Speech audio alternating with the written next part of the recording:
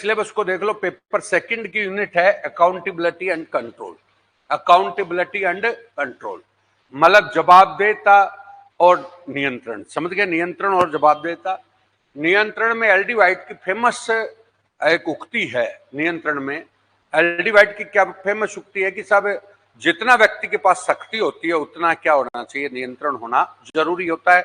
और शक्ति और नियंत्रण अगर शक्ति के अनुसार नियंत्रण नहीं होगा तो व्यक्ति तानाशाह हो जाएगा। क्या क्या हो जाएगा? तानाशाह। बोलो, क्लियर है क्या? अब शक्ति और नियंत्रण जो है उसमें बैलेंस होना जरूरी है। दूसरी बात, शक्ति पे चेक एंड बैलेंस थ्योरी चलती है। कौन सी? Check and balance. कि चेक एंड बैलेंस है शक्ति पृथक्करण सिद्धांत कि भाई सब विधायिका, कार्यपालिका, न्यायपालिका अपने अपने क्षेत्र में काम करती है तो उस पर कंट्रोल होना जरूरी है। इसलिए टॉपिक का नाम भी क्या होता है? Accountability and responsibility. क्या होता है? और legislature, executive and judicial control, और लोकपाल, लोकायुक्त और जन सुनवाई। लोकपाल, लोकायुक्त और कौन सा? जन सुनवाई। ये टॉपिक दे रखे आपको। बोलो, क्लियर है क्या? ये तो हो गया आपका। ये तो पहला नंबर है नियंत्रण और उत्तरदायित्व। नियंत्रण और उत्तरदायित्व परस्पर एक दूसरे से मिले हुए हैं। बोलो कैसे? सबसे पहले जनता का नियंत्रण रहता है। जनता का नियंत्रण किस पर रहेगा? बोलो। जनता का नियंत्रण विधायिका पर। किस पर? विधायिका, लेजिस्लेचर पर रहता है। जनता का कंट्रोल किस पर रहता है? लेजिस्लेचर पर। किस पर है? लेजिस्लेचर। और लेजिस्लेचर जनता के प्रति अकाउंटेबल होती है। आ गया। फिर लेजिस्लेचर का कंट्रोल किस पर होता है? एग्जीक्यूटिव पर। और एग्जीक्यूटिव किसके प्रति उत्तरदायी है? व्यवस्थापिका के प्रति उत्तरदायी है। ये कॉन्सेप्ट बता रहा हूं। फिर कौन सा प्रशासन है ना, वो एग्जीक्यूटिव के प्रति उत्तरदायी होता है। कौन सा? राजनीतिक, पॉलिटिकल के प्रति। और वो पॉलिटिकल उस पर कंट्रोल करता है। और जुडिशरी व्यवस्थापिका पर भी, कार्यपालिका पर भी, और स्वयं न्यायिका पालिका पर भी क्या करती है? नियंत्रण करती है। तीनों बातें हो गई। ये तो इसका कंसेप्ट है। और ये तीनों कंट्रोल हो गया। अब लोकपाल, लोकायुक्त, ये जन सुनवाई, ये जनता का। एक होता है जन नियंत्रण। कौन सा? जन। तो उसमें आ जाता है। अब आता है issues of minister civil service relationship. तो मिनिस्टर सिविल सर्विस रिलेशनशिप की शुरुआत बेसिकली 1919 के अधिनियम से होती है। पहली बार मिनिस्टर आते हैं, वहां से आपकी शुरुआत होती है। सामान्य के विशेषज्ञ संबंधों की शुरुआत बेसिकली कहां से होती है? बोलो। नॉर्थ को ट्रेवलिंग रिपोर्ट से नहीं होती, एक्चुअली हमारी स्वतंत्रता के बाद होती है। स्वतंत्रता के बाद। स्वतंत्रता के बाद क्या है? लोक कल्याणकारी राज्य होते हैं ना, लोक कल्याणकारी राज्यों के साथ ही स्पेशलिस्ट क्या होते हैं? शुरू। नॉर्थ को ट्रेवलिंग रिपोर्ट से तो जर्नलिस्ट शुरू होते हैं। जब विशेषज्ञ आते हैं तब इनके बीच में क्या होती है? टकराहट। समझ गए? तो ये आपका लोक कल्याणकारी विचारधारा के बाद एथिक्स है। एथिक्स आप नया टॉपिक जोड़ दिया, एथिक्स वाला कि भाई नैतिकता। Land order administration. Land order administration general and state agency. अब general state central and state agency तो कौन कौन सी होगी? जो हमारे होम मिनिस्ट्री के अंडर में आईटीबीपी, असम राइफल, आपका सीआरपीएफ, आपका सीआईएसएफ, आरएएफ और आपका एनएसजी, ये सब कौन सी एजेंसी हैं? और राज्य में कौन सा पुलिस संगठन है? समझ गए? और इसके अलावा आतंकवाद, साइबर क्राइम, भ्रष्टाचार पर कंट्रोल करने के लिए तो आतंकवाद पर और साइबर क्राइम पर आजकल एनआईए है, एनआईए, सीबीआई, सीबीसी वगैरह आ रही है, सब आती है इसमें। समझ गए मेरी बात को? और उसके बाद एआरसी आ गया। एआरसी मतलब सुधार, एआरसी इश्यूज एंड प्रॉब्लम कि भाई प्रशासनिक सुधार क्यों जरूरी है। तो ये कहानी कहां से शुरू होगी? बोलो। प्रशासनिक विकास, प्रशासन के लिए प्रशासनिक विकास, प्रशासनिक विकास के लिए प्रशासनिक सुधार। प्रशासनिक विकास को प्राप्त करने के लिए क्या करेंगे? एडमिनिस्ट्रेटिव डेवलपमेंट करेंगे। एडमिनिस्ट्रेटिव डेवलपमेंट करने के लिए क्या करेंगे? एडमिनिस्ट्रेटिव रिफॉर्म्स करेंगे। अब एडमिनिस्ट्रेटिव रिफॉर्म्स में दो पार्ट होते हैं, एक आर्टिफिशियल और एक कौन सा? नेचुरल। नेचुरल में एडमिनिस्ट्रेटिव चेंज होते हैं, चेंज नेचुरल परिवर्तन होते हैं, और रिफॉर्म्स आर्टिफिशियल होते हैं, उसमें नवाचार आते हैं और ये सारी की सारी टेक्निक और सुधार आते हैं। समझ गए? तो ये कॉन्सेप्ट आ गया। सिटीजन चार्टर है। Service delivery. सर्विस डिलीवरी मतलब जो आप लोक सेवा गारंटी, जन सुनवाई, ये सर्विस डिलीवरी में आता है। Right to information, civil society की भूमिका। बोलो, क्लियर है क्या? ये सारे के सारे दिए। सिविल सोसाइटी मतलब चाहे वो अरुणा राय का सूचना का अधिकार हो, चाहे वो अन्ना हजारे का आपका लोकपाल बिल हो, ये सिविल सोसाइटी, चाहे आपका कौन सा वो नहीं है क्या? जेट पहला, दूसरा विनिवेश मंत्री कौन था? अरुण सॉरी, तो वो एचडी सोरी का चाहे कौन सा हो एनजीओ हो, ये सब काम करते हैं उस पर। समझ गए क्या मेरी बात को? और अब आ जाओ आपका यहाँ से शुरू करें, फॉलो क्लियर है क्या बात?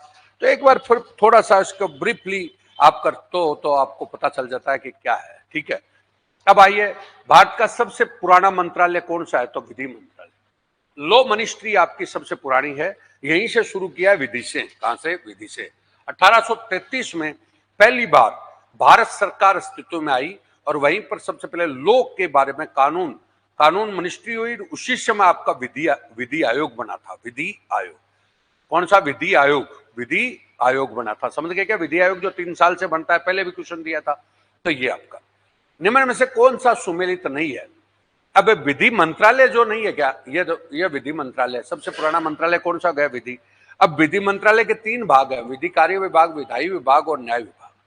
विधि कार्य विभाग, विधायी विभाग और न्याय विभाग एकदम क्रम से सेट हो रहा है। नोट्स सही एज ए नोट्स। मैं तो आपको ये कहूंगा कि भाई आप इनमें जितनी माथापच्ची है ना, खाली एज ए नोट्स टाइप से बनाने में ज्यादा ध्यान दो तो ज्यादा फायदा होगा। अब जो एक्चुअली आपका टेस्ट है वो तो मॉडल टेस्ट पेपर है, कि उनमें आपको जो आप कहां अपने आप को स्टैंड कर रहे हो वो तो आपका उसमें मिलेगा। अरे कहां स्टैंड कर, उसकी समीक्षा की जरूरत नहीं होती। समझ रहे हैं क्या? उनकी क्या है कि वैसे कोई समीक्षा करा दी अलग बात है, बल्कि उसमें समीक्षा की जरूरत नहीं। वो वास्तविक टेस्ट आपका टेस्ट कैसे है कि उसमें आपका वास्तव में पता चलता है कि भाई मैं कहां पर स्टैंड कर रहा हूं। ये तो आपको वैसे ही पढ़ना चाहिए था, लेकिन क्या स्टूडेंट अपना आकलन करने लग जाता है कि भाई मैं कितना आ रहा हूं, उससे कोई फर्क नहीं पड़ता। नहीं समझे क्या? तो देखिएगा, मैंने क्या बोला? पहला विधि आयोग है, विधि मंत्रालय।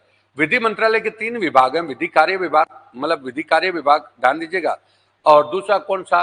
विधायी विभाग। तीसरा कौन सा? न्याय विभाग, यानी legislature department, department of justice और लॉ डिपार्टमेंट। बोलो क्लियर है क्या? ये 3 डिपार्टमेंट है। डिपार्टमेंट ऑफ जस्टिस हो गया और लॉ डिपार्टमेंट। ठीक है, ये टोटल आपकी बात है। तो यहां पर पहला विभाग कौन सा? विधायी विभाग। ये तो आंसर हो गया लास्ट वाला। पहला विधि कार्य विभाग है। विधि कार्य विभाग किसके बारे में स्टडी करता है? विधि कार्य विभाग में क्या क्या आता है सुन लो।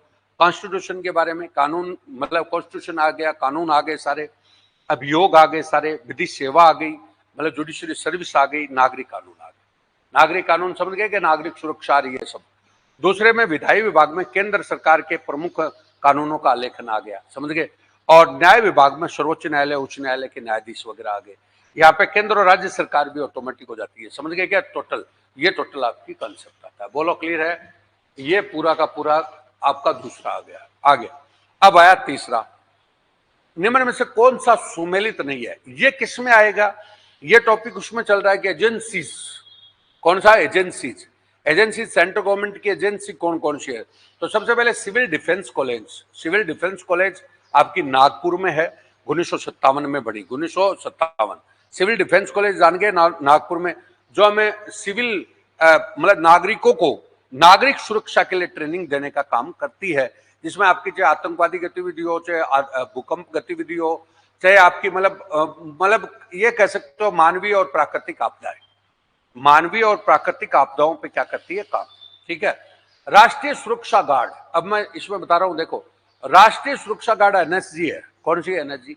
1985 में बनी, 1985, जब इंदिरा गांधी की हत्या कर दी गई। अरे एनएसजी जब इंदिरा गांधी की 84 में हत्या कर दी गई ना, तब कहा कि हमें कमांडो की जरूरत होती है और ये जरूरी है। समझ गए? और इसको जीरो त्रुटि बल इसका लोगो है, कि जीरो त्रुटि के भी थोड़ी सी भी त्रुटि नहीं होनी चाहिए।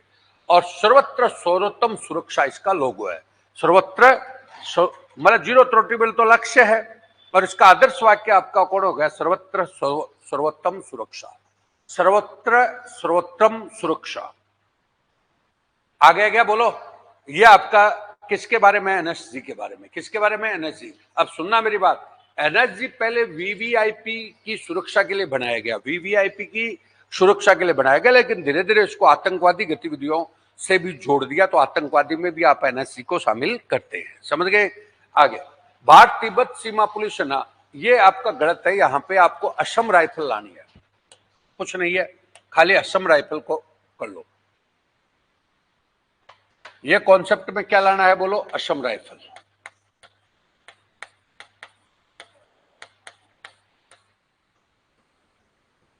मतलब इसमें आप खाली तिब्बत की जगह क्या लगा दो,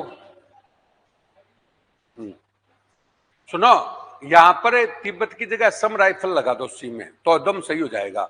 Assam rifle ITBP Assam rifle है, उसको कछाड़ लेवी के नाम से जानते हैं। 1835 में बनाए, 1835 में बना, तो सबसे पुराना क्या है, मतलब सबसे पुराना क्या है, सैन्य संगठन अर्ध सैन्य बल है। और उत्तर पूर्व का मित्र हो गया, उत्तर पूर्वी राज्य नहीं है क्या, उत्तर पूर्वी राज्य का भी मित्र हो गया, तो उत्तर पूर्व, और कछाड़ लेवी इसका उपनाम है। बोलो क्लियर है क्या। सेवन सिस्टर से, म्यांमार से सुरक्षा, भूटान, नेपाल, इन सारे एरिया में कौन सा है, ये काम कर रहा है, समझ गए। अब आओ, अच्छा आईटीबीपी इसमें अगर अपन लेते, तो आईटीबीपी कहां पे काम कर रहा है, हिमालय से हमारी सुरक्षा कर रहा है, हिमालय तिब्बत वगैरह है ना, उससे सुरक्षा कौन कर रहा है, आईटीबीपी। अब मेरी बात एक बार समझ लो, ये सर है हमारा, सर पे, सर क्यों वाली सुरक्षा, सर तो समझ गए हिमालय वाला, ये हिमालय वाला सुरक्षित कौन सा कर रहा है हमारे को, आईटीबीपी। कौन सा कर रहा है, आईटीबीपी। इधर वाला जो हमारे को कौन सा, असम राइफल, कौन सा, असम। इधर आपका दोनों तरफ बीएसएफ, कौन सा, बीएसएफ, अरे कौन सा हो गया, बीएसएफ। और इधर बीच में सीआरपीएफ, कौन सा, सीआरपीएफ। भाई राज्यों की लैंड ऑर्डर बिगड़ता है तो कौन आएगी, CRPF. RAF, rapid action force, rapid action force आ गया। और उसके बाद आपका सीआईएसएफ, सीआईएसएफ औद्योगिक सुरक्षा बल, कौन सा, औद्योगिक। बीच में एनएसजी, एनएसजी, ये सब बीच बीच की गतिविधियों में आपकी हेल्प कर रहे हैं। ये आपकी टोटल हो गया। नीचे तटरक्षक बल है, कौन सा, तटरक्षक। तटरक्षक बल एक्चुअली होम मिनिस्ट्री में नहीं आता, वो एक्चुअली किस में आता, रक्षा में आता है। कौन से में, रक्षा। सशस्त्र सीमा बल, ये नवीनतम सीमा सुरक्षा बल बना है, सशस्त्र सीमा बल, जिनको नेपाल का, भूटान का, इन सब का दिया है, समझ गए क्या। तो एसएसबी, कौन सा, एसएसबी। ये लो टोटल आगे आइए। तो कौन सा बताया इसमें, अच्छा ये दे, हाँ ये। अब आओ, अब ये एकीकृत गुरिल्ला सह खुफिया लड़ाकू बल, बोलो ये क्या है। और सीमा सुरक्षा बल 1965, सीआईएसएफ 1966, बोलो। और ये आपका आरएफ 1992, बोलो कौन सा। अच्छा पहला क्या है, ये एकीकृत गुरिल्ला सह खुफिया, ये है वो, ये मैंने थोड़ा सा दूसरे ढंग से दिया है, यह आईटीबीपी है, इंडो तिब्बत भारत पुलिस बल, समझ गए क्या। इसका जो लॉजिक है ना, वो गुरिल्ला पद्धति पर आधारित है। कौन से पे, गुरिल्ला, चाइना से इनसे करना, गुरिल्ला से खुफिया है, मतलब समझ गए। आईटीबीपी के बारे में बताया, ये लड़ाकू बल हो गया 1962 में बना, 1962। अब समझ सकते हो 62 में हमारी चाइना के साथ क्या हुई लड़ाई, तब वो बनाया गया बाद में। सीमा सुरक्षा बल 65 में हमारी पाकिस्तान के साथ क्या हुई लड़ाई, तो पाकिस्तान बॉर्डर, यानी रेड क्लिफ रेखा, कौन सी रेखा, रेड क्लिफ। ये कौन सी, मैकमोहन रेखा, कौन सी, मैकमोहन। और ये सीआईएसएफ है ना, ये औद्योगिक सुरक्षा बल 1969 में बना है, कौन सा, 1969 में बना है। तो ये गलत है, रेफ आपका सही है, बोलो क्लियर है क्या। सारे बल आ गए हैं दोस्तों, आ गया। तो ये एजेंसीज आ गई सारी की सारी। मैं यही बताना चाह रहा हूं कि भाई लड़का क्या है कि अपने आप को, मेहनत को तो देख नहीं रहा, वो मिलान इन टेस्टों में ही कर रहा है कि मैं कितना का अफोर्ड कर रहा हूं। मेरे हिसाब से तो अगर वो, इन कितने टेस्ट हो गए अपने, लगभग 15 टेस्ट हो गए। इन 15 टेस्टों को सही ढंग से लेता तो उसका कोर्स एकदम समाप्त हो रहा है सही ढंग से, क्योंकि ऐसी कोई चीज ही नहीं बच रही, लगभग चीजें उसमें क्या हो रही है, कवर हो रही है, कवर हो रही है। तो यूनिट वाइज उसका सारा का सारा क्या हो जाता है, कोर्स तो रिवीजन हो गया। वो कौन सा हो गया, रिवीजन। अब वो टेस्ट दे, लेकिन वो उसमें मिला रहा है कि मेरे तो ये गड़बड़ हो गया, पूरी मेरिट, मेरी काय की मेरिट, मेरिट अब ले ले, मेरिट तो मॉडल पे आएगी। आगे क्या समझ में, ये तो रिवीजन है। अब इसमें इतनी चीजें आपको दे रहे हैं, सारी चीजें सिस्टमेटिक नीचे सब आ जाएगी। अब आइए पहला 5वां नंबर क्वेश्चन, कौन सा, 5वां, समझ गए। अब ये करा कि विधि के स्रोत क्या है, विधि मतलब लॉ के हमारे स्रोत क्या है। तो सबसे पहले कॉन्स्टिट्यूशन है, संविधान। दूसरा नंबर कानून है जो हमारी संसद बनाती है।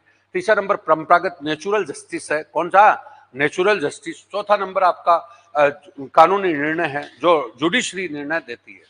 अरे जुडिशरी क्या देती है, निर्णय। ये 4 ही प्रकार के कानून है। नेचुरल जस्टिस है आपका कौन सा, जैसे नेचुरल जस्टिस के विरुद्ध किसको माना गया, प्रत्यायोजित विधान को, प्रत्यायोजित विधान को। आ गया प्रत्यायोजित विधान नहीं क्या, लेजिस्लेचर डेलीगेशन, तो ये टोटल 1 2 3 4 आगे, तो ये टोटल आपकी बात आ गई दोस्तों। बोलो अब ये किसके बारे में आया साहब? विधि के बारे में आ गया, अरे विधि मंत्रालय के बारे में आ गया, साथ में गृह मंत्रालय के बारे में आ गया। गृह मंत्रालय आपका कौन सा आ गया? सेंट्रल और स्टेट की एजेंसियां, और उधर आपका विधि का मामला आ गया, कानून आ गया, समझ गए? अब आओ आगे। अब है लोकसभा की नियम समिति। अच्छा ये क्यों बताया मैंने? ये नियंत्रण आ गया। नियंत्रण पहले विधायिका का नियंत्रण है। विधायिका का नियंत्रण में क्या शुरू होता है भाई? बजट का नियंत्रण होता है, एक सामान्य नियंत्रण होता है, तो प्रश्नकाल, शून्यकाल, ये सब आएंगे। अब आइए, लोकसभा की नियम समिति ने विभागीय समिति गठित करने की सिफारिश की थी। विभागीय समितियां गठित करने की सिफारिश किसने करी थी? नियम समिति। अब बताओ नियम समिति का अध्यक्ष कौन होता है? लोकसभा अध्यक्ष।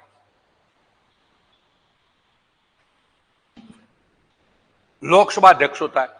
93 में 17 समिति गठित हुई, बाद में 2004 में 24 कर दी गई।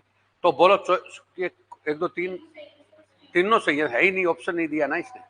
ये जो, हाँ बिल्कुल सही है, तीनों सही है, ये तीनों सही है भैया, इसमें ऑप्शन नहीं दिया तो दोनों आगे, वैसे तीनों सही है, एक ऑप्शन लगाया नहीं। आइए लो 1 2 3 है ना, 1 2 3 समझ गए? तो 1 2 3 ऑप्शन इसका आएगा। मेरे को लिख दिया होगा गलत, देखो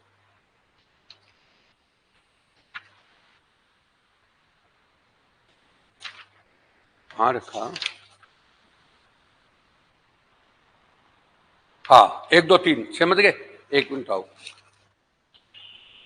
1 2 3 लगा दिए, तीनों आगे। और एक चीज इसमें और जोड़ सकते हो आप, इसमें सदस्य कितने हैं? 40,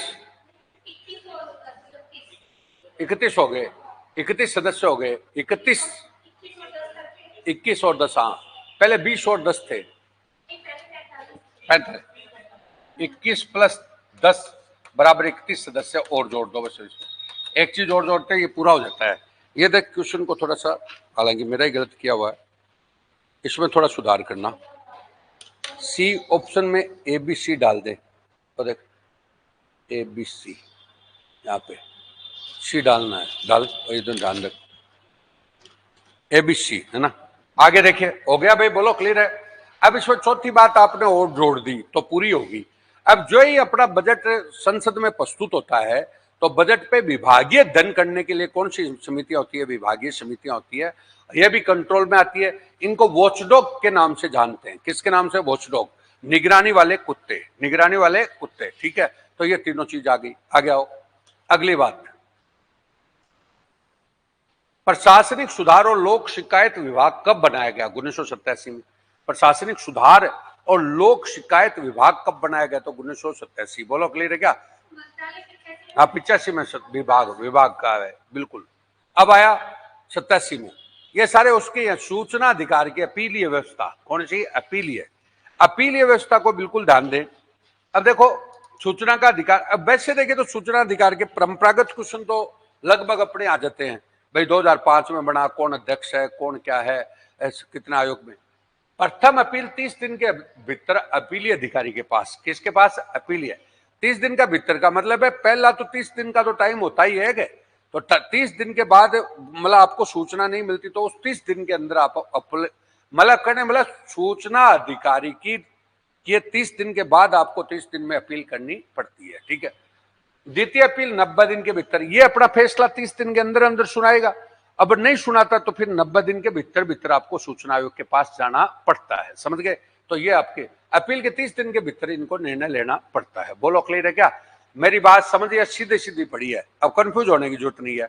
बोलो नंबर 1 कौन सा? सबसे पहले आपको, आप एप्लीकेशन लगाओगे जन सूचना अधिकारी के पास कि भाई मेरे को सूचना दो, तो वो 30 दिन में आपको सूचना देगा। अगर वो 30 दिन में आपको नहीं देता है तो 30 दिन तक आप किसके पास अपील करोगे? प्रथम अपीलीय अधिकारी। प्रथम अपीलीय अधिकारी वो 30 दिन में निर्णय लेगा। 30 दिन के अंदर अंदर क्या लेगा? निर्णय। उसके बाद आपको क्या करना है? बोलो।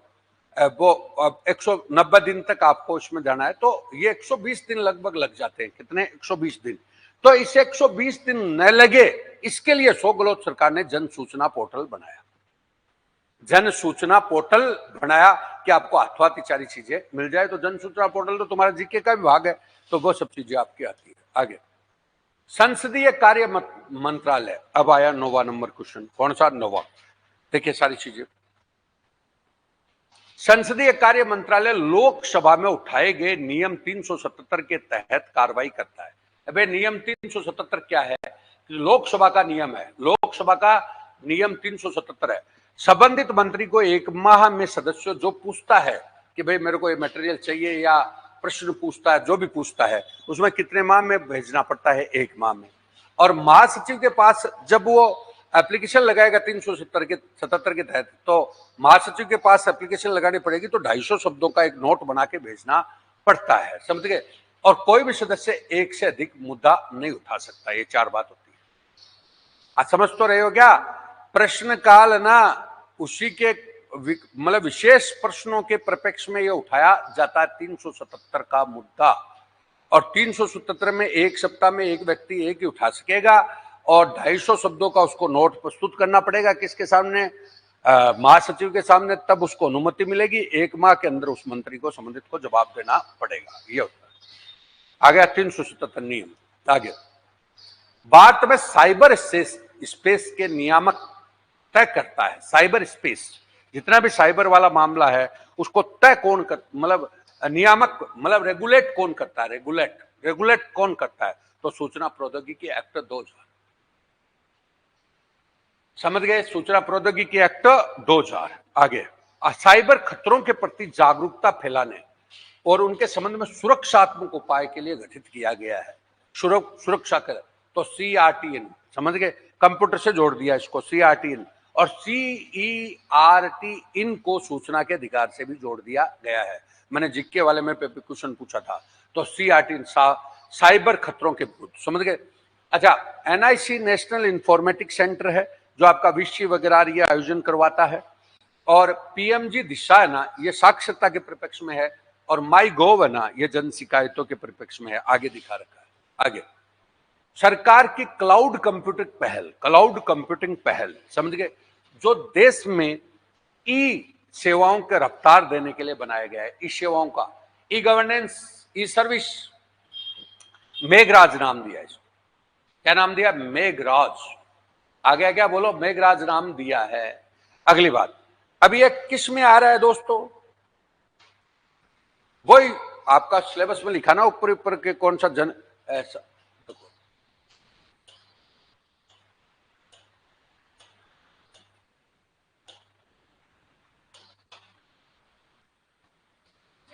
जन सुनवाई, जनता के जनता पोर्टल, ये सारे के सारे उसमें आएंगे। आगे क्या? जन शिकायत, उमंग वगैरह, ये सब आगे। अब आया साइबर स्पेस, ये आई गया। अब बोलो ई संपर्क। कौन सा? ई संपर्क, जनप्रतिनिधि और सरकारी कर्मचारियों को संदेश भेजने के लिए कौन सा है? ई संपर्क। माई गोव, सरकार के निर्णयों में जनता की भागीदारी सुनिश्चित करने के लिए कौन सा है? माई गोव। ई ताल, नागरिकों की सर्विस डिलीवरी को सुचारू रूप से चलाने के लिए ई ताल। और ई काउंसलिंग, ये नागरिकों के सरकारी कार्यालयों के प्रति नहीं है, कोई भी स्कूल कॉलेज इनकी काउंसलिंग खोली गई है, वो तो अलग है, समझ गए? तो ये दोस्तों सारे चीज मैंने बता दिए हैं। ये नागरिक भागीदारी सब, इसको किससे जोड़ोगे? ई गवर्नेंस से। किससे? ई गवर्नेंस हो गया। E governance is good governance, e governance is good governance. तो गुड गवर्नेंस में ये सब कुछ आ रहा है। आगे ये सब आगे बता दिया आपको। आगे देखिए। अच्छा, ये है साइबर सुरक्षा की सूची का विषय। बोलो साइबर, हाँ 8वीं क्लास का टॉपिक है। बोलो साइबर आ गया। साइबर अवशेष सूची का विषय, प्रशासन पर न्यायिक नियंत्रण के, यहां तक समझ तो गए। अब सब करंट दिया सब। अब तुम सोच सकते हो एकदम स्टैंडर्ड आ गया। अब प्रशासन पर न्यायिक नियंत्रण के विभिन्न रूप बताओ। अब आ रहा है तुम्हारा नियंत्रण, जो ट्रेडिशनल, जो भी अपन ने किताबों से लिया। तो न्यायिक पुनरावलोकन है, अरे न्यायिक नियंत्रण में जुडिशियल रिव्यू है। अब जुडिशियल रिव्यू को एक बार बोलो, बोलो। जुडिशियल रिव्यू तीनों तरफ है, विधायिका पर जुडिशियल रिव्यू होता है। जुडिशियल रिव्यू कौन सा आर्टिकल में दे रखा? 13 में। और हमने लिया कहां से? अमेरिका से। जुडिशियल रिव्यू के माध्यम से हम रीट वगैरह लगाते हैं, तो सबसे पहले तो न्यायिक पुनरावलोकन हो गया वो। बाद में न्यायिक सक्रियता के रूप में किसके पास आता है? प्रशासन पर। बाद में खुद न्यायपालिका भी अपने निर्णयों को बदलती है, वो भी न्यायिक क्या होता है? पुनरावलोकन। ये हर चीज का पुनरावलोकन है। लोक कानूनी याचिकाएं हैं, विशिष्ट रिट है, लोक अधिकारियों के खिलाफ सिविल और क्रिमिनल मुकदमे हैं, और उपयुक्त सभी सारी चीजें हैं। आ गया अगला बात है, द्वितीय प्रशासनिक सुधार आयोग ने लोक सेवकों के मूल्य और नैतिकता का उल्लेख कौन सी रिपोर्ट में किया है? तो रिपोर्ट नंबर 10। अब ये नैतिकता आ रही है तुम्हारी, नैतिकता शुरू कर दी। अब नैतिकता पे देखिए, ARC सेकंड की नैतिक संहिता में शामिल है, तो सत्यनिष्ठा को शामिल किया है इन्होंने अभी ARC ने। अब ये शब्द ना, नैतिकता शब्द इसलिए डाला है उन्होंने। कौन सा? सत्यनिष्ठा। सत्यनिष्ठा क्या है? सत्यनिष्ठा के एक कर्मचारी है ना, एक आर्मी के अपने पद के प्रति सत्य, मतलब पद के प्रति प्रतिबद्ध होकर काम करे, सत्यनिष्ठ होकर काम करे, अपने निष्ठा के साथ पद के प्रति काम करे, सत्यनिष्ठा होती है उसको। इसका अपोजिट ही भ्रष्टाचार होता है। मतलब सत्यनिष्ठा का पालन न करना ही क्या है? भ्रष्टाचार। निष्पक्षता, मतलब ट्रांसपेरेंसी, बिल्कुल आपका निष्पक्ष रहना, भाई भतीजावाद बिल्कुल ना हो। प्रतिबद्धता, अपने जो संविधान के प्रति, अपने जो नीतियां हैं सरकार की, उनके प्रति प्रतिबद्ध होकर काम करे। जवाबदेहता, अकाउंटेबल, अपने काम के प्रति वो जवाबदेह रहे। और कर्तव्यनिष्ठता, अपने कर्तव्यों का ढंग से पालन करे। और अनुकरणीय व्यवहार, एक अच्छा प्रेरक व्यवहार जनता के सामने प्रस्तुत करे। ये शब्द ये नैतिकता में आ गया। अब आइए, क्या है? यह है सेकंड के मैंने उपयुक्त कथन ना, उपयुक्त बोलो, उपयुक्त सेकंड प्रशासनिक सही है बोलो। ये कह रहा है कि किसके लिए? जो आपका कौन सा विधायिका की आचरण संहिता होनी चाहिए। तो सबसे पहले तो चुनाव में आंशिक निधिकरण होना चाहिए। भाई चुनाव में जो ये बॉन्ड वाला मामला चल रहा है, भाई चुनाव में अत्यधिक जो पैसा खर्च हो रहा है उस पर रोक लगाओ। करने का मतलब क्या है? हाँ, ये इंद्रजीत गुप्त समिति की भाई राज्य ही चुनाव लड़ाए। आप जो सोच रहे हो ना कि चुनाव आयोग इनको पैसे भेजे कि बाकी का पैसा आपको कहीं से नहीं करना है, ये पैसा आपको खर्च करना है। अब जैसे 95 लाख रुपए एक सांसद को दे दिया, अब 95 लाख तो खर्च करेंगे ही, तो इनको थोड़ा सीमित करके सरकार के पार्टियां न दे, तो पार्टियों को चुनाव की चिंता ही नहीं रहे ना, तो वो चंदा काय को लेगी? इंद्रजीत गुप्त समिति सबने कहा है। हाँ। अब ये कहा है कि भाई आपका खुद का पार्टी, भाई आज आप समझें, अब ये कह रहे हैं साहब चेक इलेक्ट्रोल बॉन्ड हो, कोई चंदा हो, तो काय को लेना? अब वो चंदा लेते ही पकड़े जाएंगे तो ही गड़बड़। भाई अपने पैसे तो लग ही रहे थे, कैसे लगो? तो हर मतलब व्यक्ति को चुनाव लड़ने के लिए पैसे किसने दे दिए? सरकार ने। चुनाव आयोग अपने पैसे भेज दिए, तो आपको चुनाव पैसे लेने नहीं है, तो ये ऑटोमेटिक क्या होगा? उसके ऊपर पैसों का बोझ नहीं रहेगा, तो करप्शन भी क्या होगा? कम होगा। अरे एक आम आदमी, जो आज योग्य आदमी चुनाव में क्यों नहीं आ रहा? उसके पास पैसे नहीं है। पैसे नहीं तो इसलिए तो नहीं लड़ पा रहा हो। आ गया क्या समझ में? तो इसलिए बोला। मंत्री, व्यवस्थापिका, कार्यपालिका और सिविल सेवकों के लिए एक नैतिक संहिता हो, बिल्कुल क्लियर है। अवैध तरीके से जमा संपत्ति को जब्त करो और स्थानीय, क्षेत्रीय, राष्ट्रीय स्तर पर लोकपाल का क्या करो? गठन करो। ये सारी बात कही है।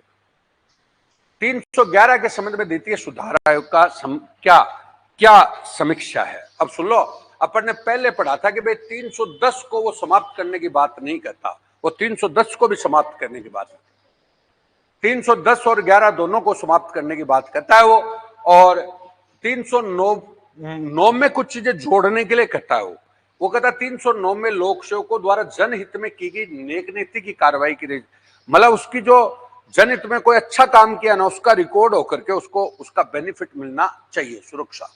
और 309 में लोक सेवकों को स्वैच्छिक कार्रवाई के लिए आवश्यक उसको संरक्षण देना चाहिए। यानी 311 में जो प्रोटेक्शन था ना, वो प्रोटेक्शन आप किस में दो?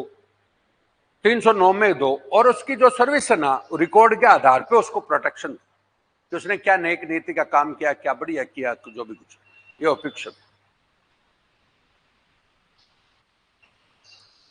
प्रशासन में पारदर्शिता लाने का, अब सुन लो, पारदर्शिता लाने का संस्थागत उपाय कौन सा है पारदर्शिता लाने का? तो संसदीय नियंत्रण है। पारदर्शिता के लिए पहला साधन तो पार्लियामेंट्री कंट्रोल हो गया। पार्लियामेंट्री कंट्रोल में सब आ गया।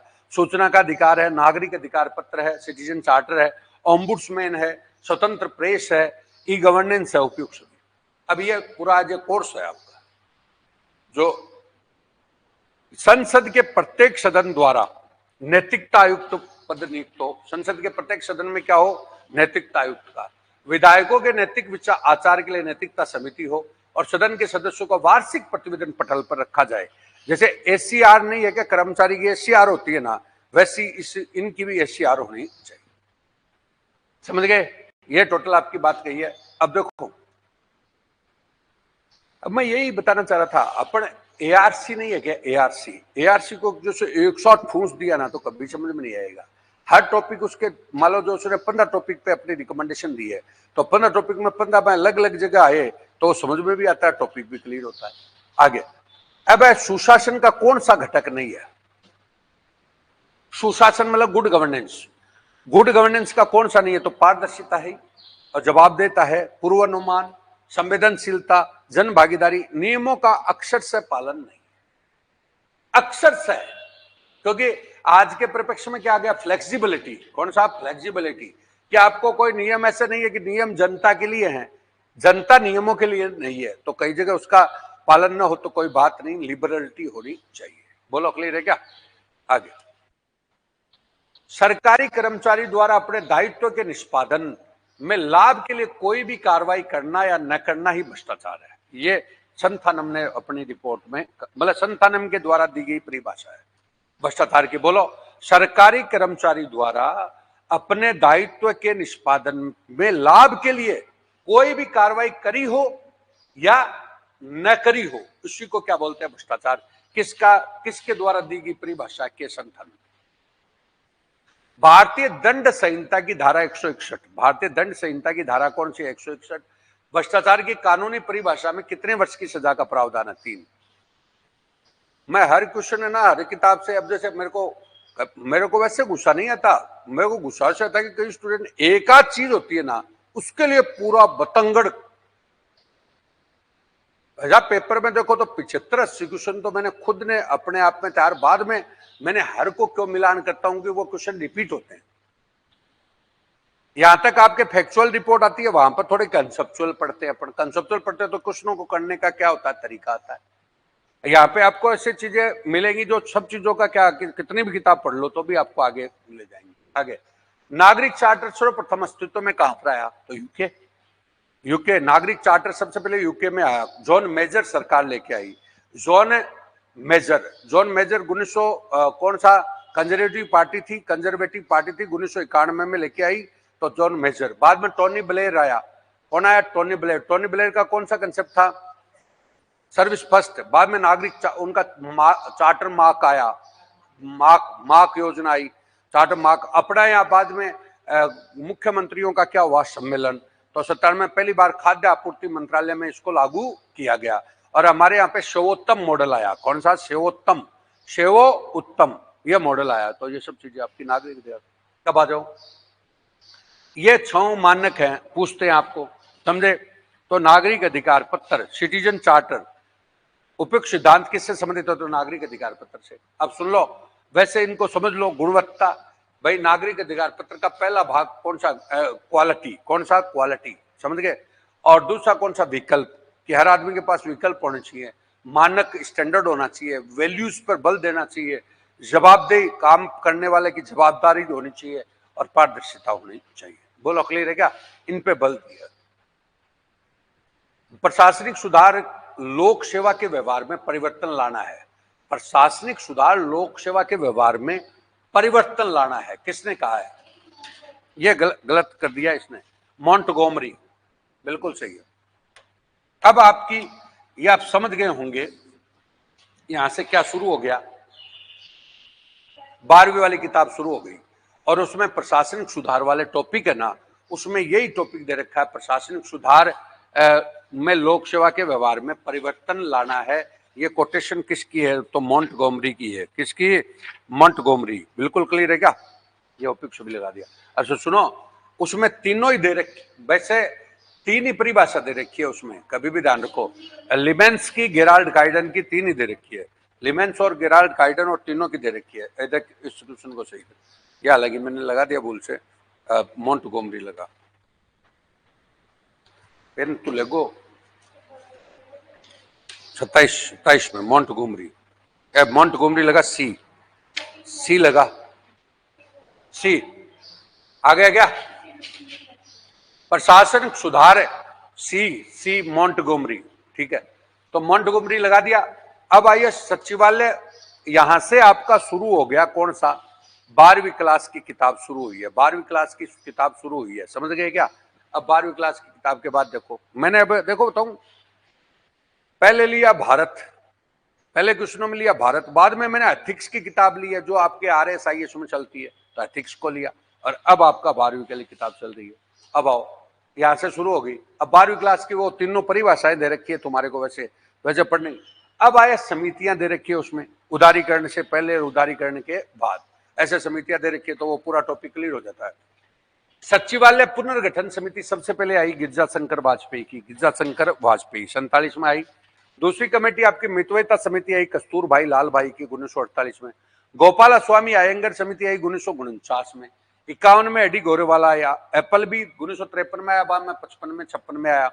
कृष्णमाचारी 62 में आया। तो बिल्कुल सारी सही है अभी तक।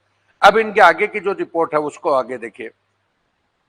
के संथानम समिति के सुझाव नहीं है, नहीं है। तो पहली बात तो उसने कहा केंद्रीय सतर्कता आयोग लाओ, सतर्कता आयुक्त लाओ, आयोग। अब यहीं पे आप CVC की स्थापना हो गई। दूसरी बात है सरकारी कार्मिकों को पर्याप्त वेतन और आवास वगैरह दो जिससे वो दूसरी जगह न भटके। और तीसरी बात है सामाजिक एक परिवेश का निर्माण करो इस टाइप का जिससे उसको श्रम आए। अरे रिश्वत लेते हुए क्या है, श्रम आए, सामाजिक प्रवेश होनी चाहिए, सामाजिक प्रतिष्ठा से जोड़ो उसको। और ये 311 में संशोधन करो, 311 में क्या करो, संशोधन करो। ये संथानम के सुझाव है, मेन संथानम के सुझाव आ गए, मेन। अच्छा, एक मेन संथानम का सुझाव और क्या था बोलो, जिससे आपको जुड़ जाएगा आपके टॉपिक से। न्यूजीलैंड जैसे संसदीय आयुक्त की स्थापना हो, न्यूजीलैंड जैसा संसदीय आयुक्त स्थापित हो, जो ये लोकपाल की बात नहीं करता, ये न्यूजीलैंड वाला संसदीय आयुक्त की बात करता है, न्यूजीलैंड वाला संसदीय। अब संथानम पूरा हो गया, परिभाषा इसकी आएगी है भ्रष्टाचार की, और मैन इसकी कंसेप्ट आ गए। बोलो क्लियर है क्या? अब भारतीय राज्य प्रशासनिक सेवा और जिला प्रशासनिक समस्याओं पर विचार करने के लिए कौन सी समिति गठित की गई? बोलो कौन सी समिति? VT Krishnamachari, VT Krishnamachari. अब सुन लो, वीटी कृष्णमाचारी तुम्हारे को एक अलग लग रही थी, तो ये समिति आ गई इसमें।